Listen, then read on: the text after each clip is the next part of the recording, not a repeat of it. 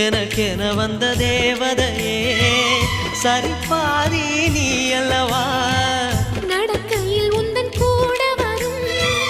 நிழல் போலே நான் அல்லவா கண்ணன் கொண்ட ராதையர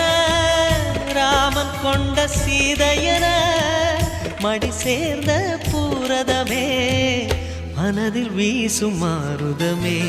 நன்றி சொல்ல உனக்கு வார்த்தை இல்லை எனக்கு நான் தான் மயங்குறேன் என்னுடைய மனச தந்துவிட்ட பிறகும் ஏம்மா